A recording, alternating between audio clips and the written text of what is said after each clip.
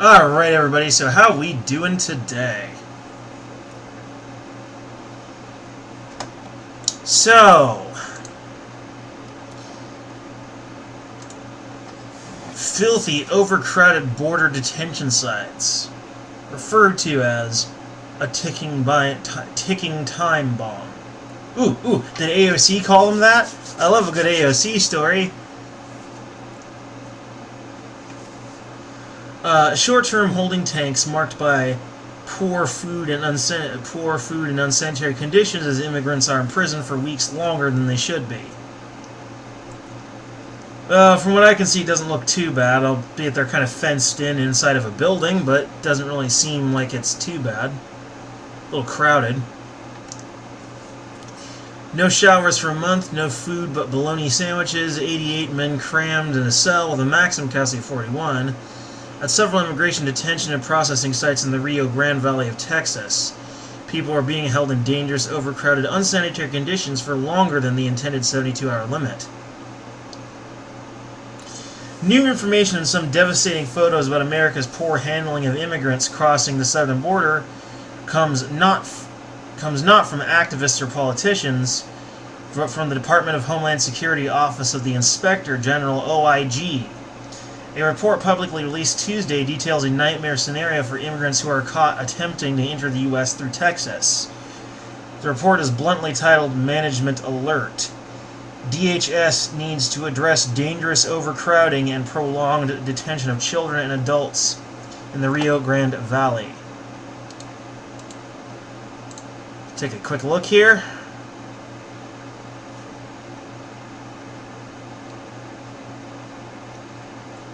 Ah!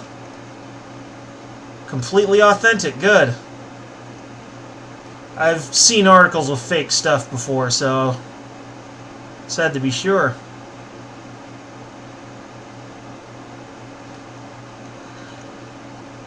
Well, damn.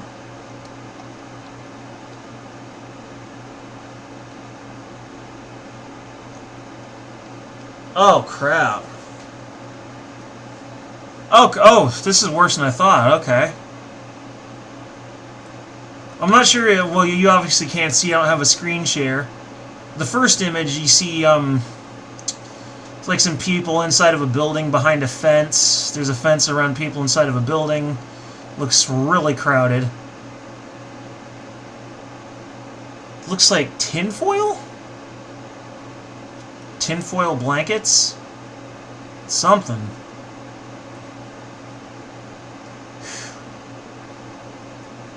Looks really stressful, I gotta admit. Someone's wearing a,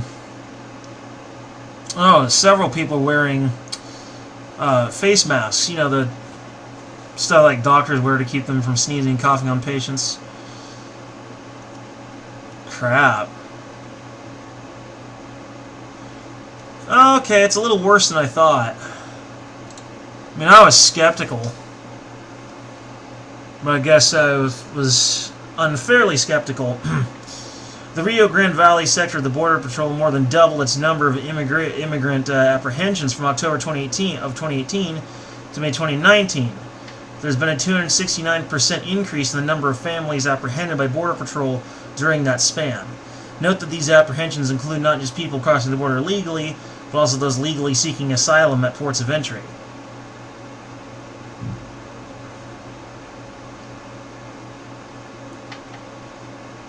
I'll put that report, I'll put a link down in the description so you guys can read that at your leisure. I'll have to read through that myself. I would do it right here on the video, but that would take a while. But there is some pretty harrowing stuff in there. The disasters above were facilitated in part by the massive Immigration Enforcement Act actions of President Donald Trump, whose administration has essentially clogged the adjudication system. People detained by Border Patrol are only supposed to be held in these facilities for a maximum of 72 hours for processing. Then they're supposed to be transferred to other agencies that handle cases. But as the report notes, all the immigration facilities run by Immigration Customs Enforcement, or ICE, and Health and Human Services, HHS, are already overfull, leaving these folks trapped in facilities designed for short-term detention. Yeah, this situation has been absolutely mishandled.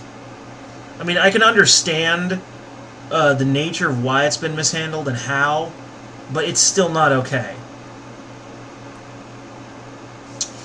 Border Patrol is holding about 8,000 detainees in custody at the time of our visit, with 3,400 held longer than 72 hours generally permitted under the Transport, Escort, Detention, and Search.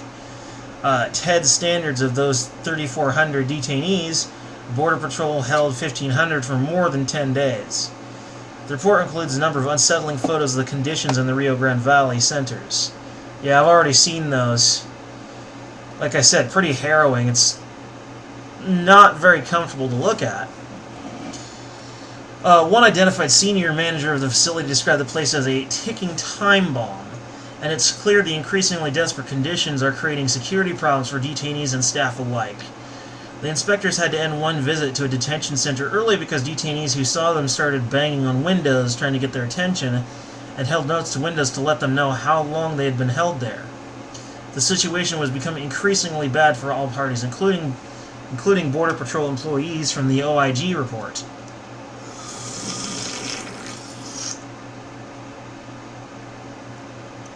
Monster Zero.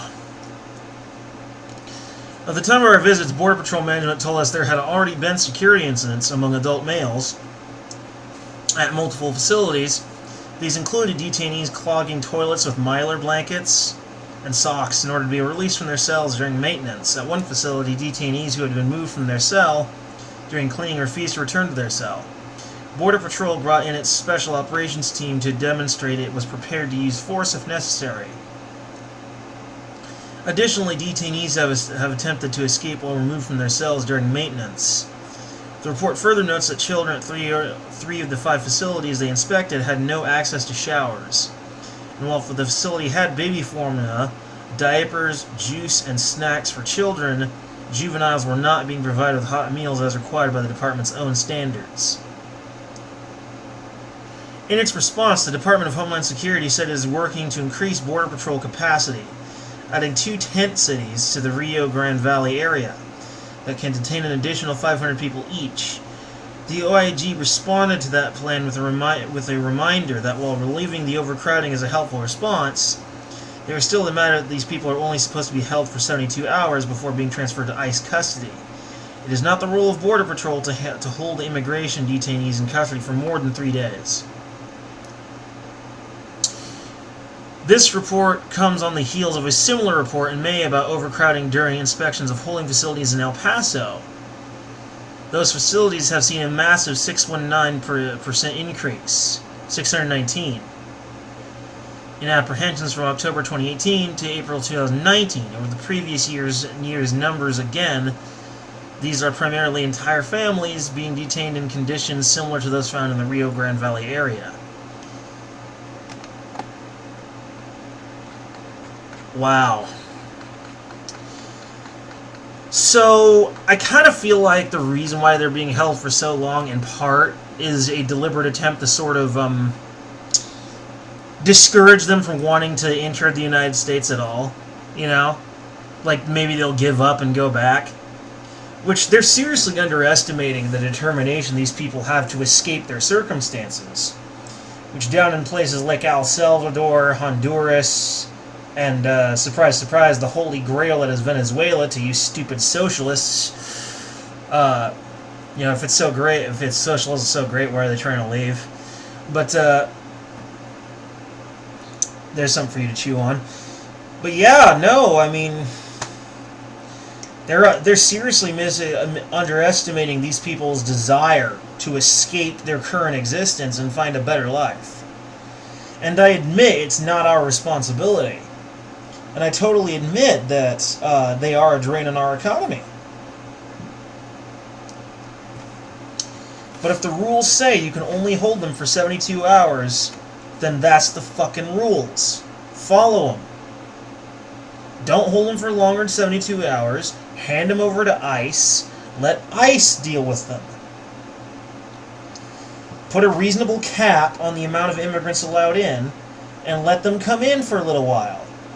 Let them work and send money back home to their families. and then after a certain amount of time, send them out and bring some more in. Does that not seem reasonable? And let's streamline that process too. Let's make it real simple. The fewer working parts, the better. I'm not saying let's make it like lightning fast, because that could be too far the other direction. I'm talking about just, I don't know, maybe bring them in for about a year and then let them go. That's what I'm thinking. Maybe even less than that, maybe only 6 months. But still, a nice, fast process. So I'm sure many of these people have left their families behind. I'm certain of it. And of course, we should vet these people also for any possible criminal history, because you have no idea who could be snuck in there. There could have been like ISIS guys who snuck over into South America and came up over the border. There could be actual like gang members, MS-13, all kinds of things. So an appropriate amount of vetting is important, but ultimately make the process simple and fast. That way we can get this dealt with sooner. This sort of tactic, if I'm right, that it is an attempt at discouraging them, not only is it going to work, it's going to make things worse on a certain level.